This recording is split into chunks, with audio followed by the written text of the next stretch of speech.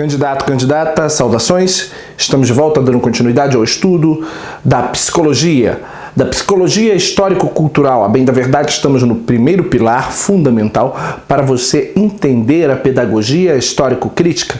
Se você não entender o que é a psicologia histórico-cultural e não entender o que é o materialismo histórico-dialético, fica difícil você entender como efetivamente a pedagogia histórico-crítica e o seu método de trabalho hão de funcionar. A psicologia histórico-cultural já foi tema de estudo em videocurso anterior, para você que já estudou as teorias da aprendizagem, que se dividem em dois grandes grupos, o grupo empirista, também conhecido como associacionista, também conhecido como comportamentalista. Este é o primeiro grupo. O segundo grupo é o grupo conhecido como grupo racionalista, e dentro do grupo racionalista vimos o inatismo, também conhecido como nativismo, também conhecido como a priorismo, e vimos o interacionismo. Temos o interacionismo de Piaget e o interacionismo de Vygotsky. É aí que se pauta o estudo da psicologia histórico-cultural. Vygotsky, Leontiev, Luria, Bakhtin afirmam dentro da sua doutrina que o ser humano não nasce homem, ele nasce um hominídeo. Um hominídeo, uma criatura capaz de se tornar homem se ela crescer inserida dentro de um contexto social e histórico e cultural de seres humanos. Isto é, nós nascemos com todas as ferramentas para sermos homens, mas é o convívio em sociedade mediado pela linguagem, isso é, pelos instrumentos e pelos signos, que vão fazer com que nós, seres humanos, venhamos a desenvolver as aptidões mentais superiores, o funcionamento mental superior, saindo do mero mundo dos instintos e nos tornando seres superiores. Desenvolveremos o pensamento superior. Se não estivermos inseridos no meio de homens, historicamente falando, culturalmente falando, socialmente falando, e estivermos, por exemplo, inseridos em meios de animais, se um ser humano for criado por animais, animais seremos. Não seremos o ser humano que somos. Se formos criados por cães, por lobos, por gorilas, não desenvolveremos a linguagem, porque a linguagem é um instrumento típico da cultura do homem. E, inclusive, basta mudar a cultura humana, e temos vários tipos de culturas humanas, que você muda a linguagem. Se você nasce aqui no Brasil, cresce no Brasil e é educado no Brasil, a sua linguagem, a sua língua é a língua portuguesa. Mas se você nasceu aqui e ainda bebê foi levado para o Japão e se desenvolver no meio da cultura japonesa, a sua linguagem não será a língua portuguesa, porque a linguagem não é meramente fruto de uma herança genética. Nós nascemos com condições de falar, mas a linguagem é fruto de uma herança cultural, histórico, social e cultural. É disso que estamos falando. Então, a psicologia histórico-cultural foi desenvolvida por Lev Vygotsky, nascido em 1896 e falecido em 1934, juntamente com seus colaboradores Alexander Luria e Leontiev. É a tese defendida por essa psicologia. Qual é a tese? Que a lei fundamental do desenvolvimento humano é que os indivíduos são criados na e pela sociedade para o qual vivem ou na qual vivem. E se você duvida disso, assista ao vídeo que se segue e veja como fica um ser humano criado, por exemplo, por animais, por cães. Na tela, o vídeo. Em 1990, surgiu uma história impressionante nessa fazenda na Ucrânia. O caso envolvia uma menina de 8 anos chamada Oksana Malaya. Segundo um documentário da TV russa, os pais de Oksana eram alcoólatras. Um dia, eles resolveram colocar a menina para viver no canil da fazenda. A menina era tratada como um cachorro. Todos os dias, ela dormia na casinha dos cães. E assim ficou por 5 anos. Nesse período, Oksana passou a imitar as características dos cachorros. Pulava, latia, comia carne crua e restos de ração. Ela molha a cabeça e sacode o corpo do mesmo jeito que um cachorro faria. É muito impressionante o modo com que eles agem, porque é muito semelhante. E a criança é uma imitadora, realmente. Uma porção de nós é instintiva, mas uma grande porção de nós é cultural. Então a cultura que ela adquiriu é a cultura dos cães. Oksana procurou nos cães o carinho que não tinha dos pais. Essa menina Oksana, ela tem a mesma limitação física de qualquer um de nós, a capacidade de farejar dela provavelmente não era melhor do que a nossa, mas ela tem o hábito de farejar porque culturalmente é isso que os membros da família dela fazem. 5 anos depois, um vizinho da fazenda avisou a polícia. Aos 13 anos, a menina foi levada a um centro de reabilitação para deficientes mentais. Lá, Oksana recebeu um tratamento especializado. Será que ela sobreviveu longe da matilha? Será que ela mudou de comportamento? A TV russa gravou uma entrevista com Oksana. A moça aprendeu a falar e ainda carrega hábitos de infância. O repórter pergunta a Oksana o que a deixa feliz. Oksana conta que gosta de correr, latir e uivar como se fosse um cão. O repórter pergunta por quê? Oksana diz: faz parte da minha natureza. Hoje, Oksana tem 27 anos. Segundo os médicos, ela tem a mentalidade de uma criança de 6 anos. Por mais que tenha contato com os humanos, os médicos acham que a ucraniana terá muita dificuldade para evoluir. Para que isso aconteça, Oksana terá que deixar de lado a imitação e colocar em prática o aprendizado. Muito bem, você viu o vídeo, então você sabe que nós somos seres sociais, históricos e culturais. Se formos educados, se formos criados em meio de cães ou lobos, agiremos como cães e lobos. Então, a psicologia histórico-cultural tem seu fundamento no marxismo e tem seu foco no estudo do processo educativo. Ela busca responder como os indivíduos se humanizam e discorre sobre a importância do professor nesse processo. Sim, porque tem sua base no marxismo? Tem sua base no marxismo, sim, no materialismo histórico dialético. Não somos nós de dentro para fora que determinamos as condições ambientais, mas são as condições ambientais do ambiente físico e social, que determina quem nós somos. Se somos criados em meio a homens, seremos homens. Se formos criados em meio a animais, seremos animais. Isso é materialismo histórico, associado à teoria de Lev Vygotsky, que é a teoria do desenvolvimento humano em meio à sociedade. E vários outros elementos estão contidos aqui também dentro da ideia da psicologia histórico-cultural. Temos aqui uma passagem de Leontiev que é fundamental para o seu estudo. O ser humano não nasce humano, ele torna-se humano, diz Leontiev.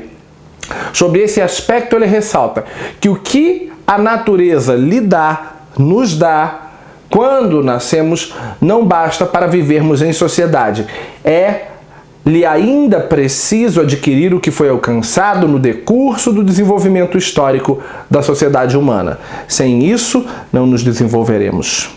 O aprofundamento no estudo da psicologia histórico-cultural vai levar você a ter que estudar a natureza dos instrumentos, a natureza dos símbolos, isto é, a linguagem.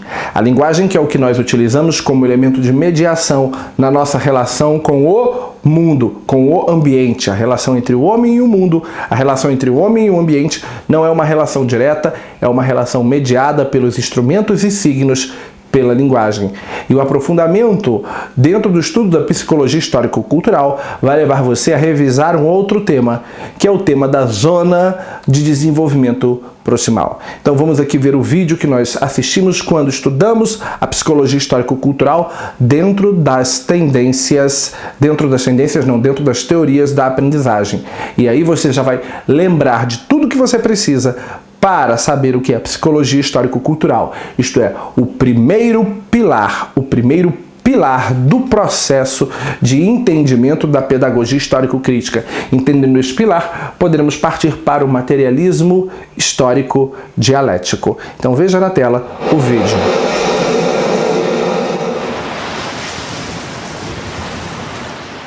Ninguém é só uma ilha.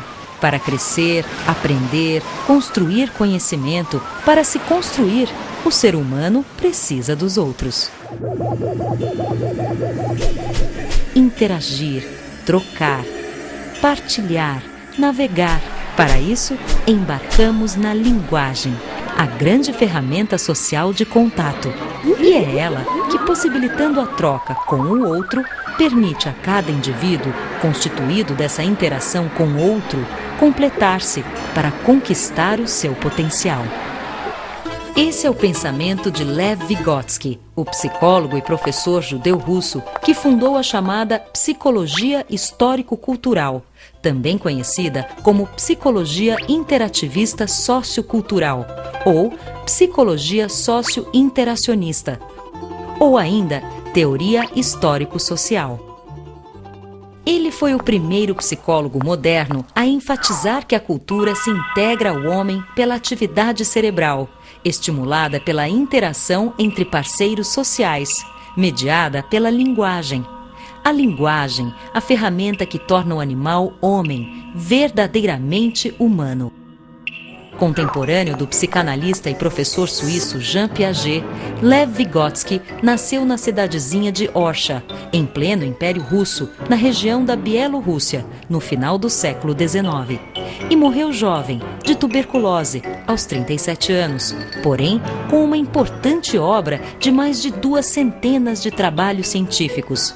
Os mais conhecidos no livro Pensamento e Linguagem.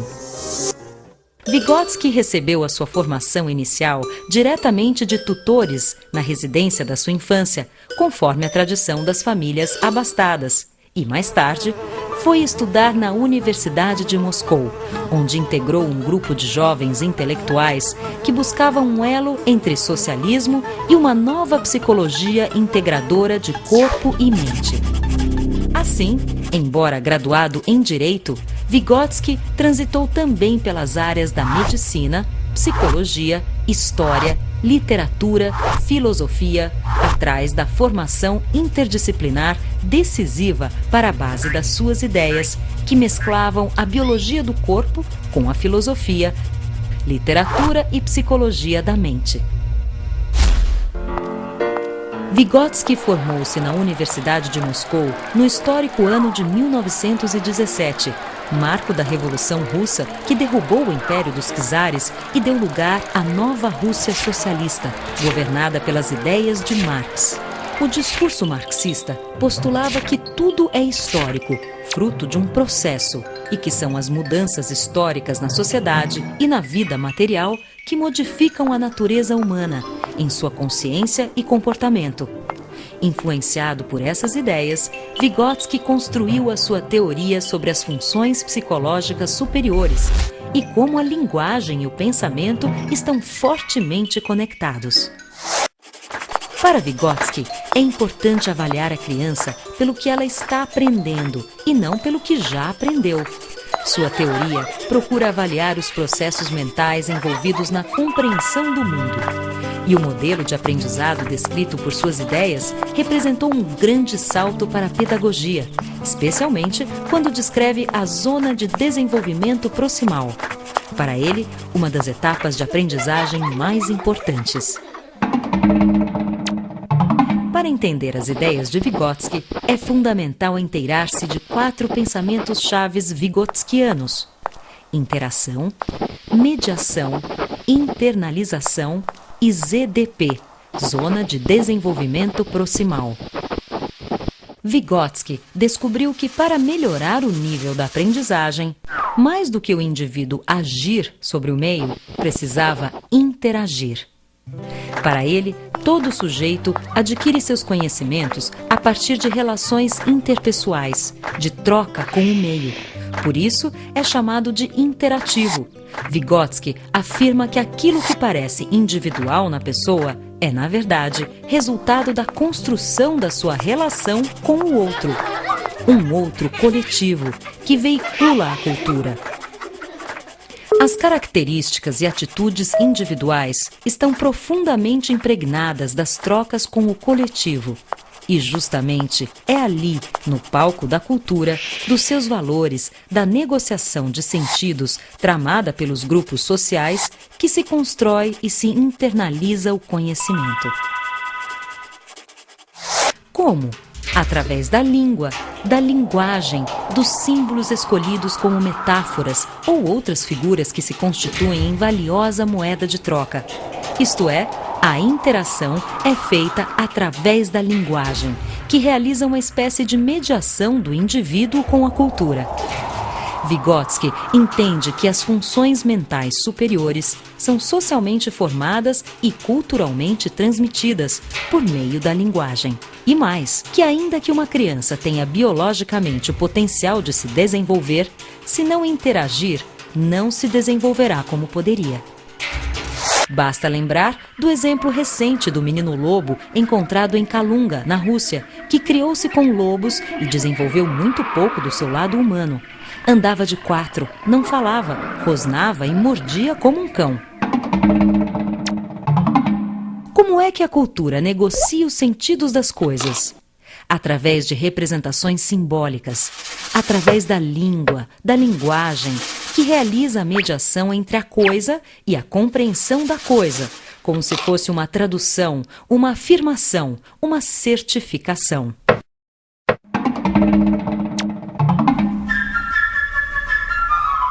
Se pegarmos, por exemplo, uma cadeira, e há um consenso entre nós de que vamos chamá-la de cadeira, e que se diz cadeira, e que serve para sentar, a criança entende.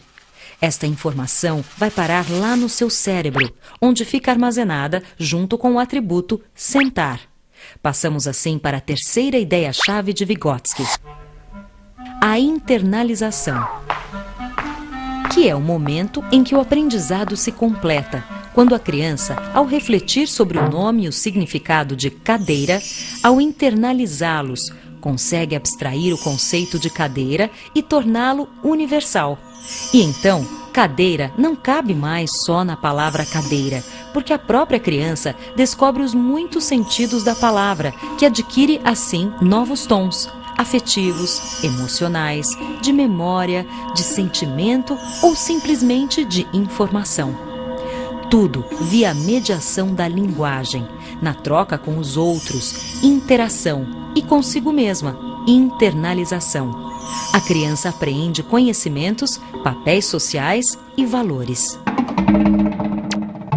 E, finalmente, a quarta expressão vygotskiana, ZDP, Zona de Desenvolvimento Proximal, que nada mais é do que aquele espaço em branco que existe entre o que a criança já sabe fazer sozinha, e aquilo que ela tem a potencialidade para vir a ser, desde que seja assistida, aprenda com os outros. Proximal vem de próximo, perto, íntimo, e é onde entra o professor, o adulto ou um colega mais experiente da roda da criança, que, como parceiros de estrada, detectam o seu potencial e a estimulam a se superar e a se apropriar do que, em tese, ela é naturalmente capaz. E assim fica claro o papel do professor. Para Vygotsky, o professor é um mediador entre a criança e o mundo, um parceiro de estrada mais experiente, um descobridor da ZDP do aluno, que o ajuda a interagir com os outros e consigo mesmo, e assim atingir o que lhe é de direito, não o melhor além do outro, mas o melhor de si mesmo, isto é, o seu potencial. Sendo assim, fica fácil concluir. Os estudos de Vygotsky, de Leontiev, de Luria, de Bakhtin, todos eles se resumem numa expressão que diz que o homem já nasce hominizado, mas é o convívio com outros homens, a interação e a apropriação dos bens culturais que permitirão que haja o desenvolvimento do psiquismo humano. Para a psicologia histórico-cultural, A humanização do homem decorre do processo interdependente de apropriação do universo que está à volta dele e objetivação, que é o que permite ele incorporar esses elementos. Sendo assim, estamos encerrando mais um bloco de aula. No próximo bloco vamos falar do materialismo histórico dialético e poderemos entrar sim no método da pedagogia histórico-crítica. Um grande abraço, fique com Deus e até o nosso próximo encontro.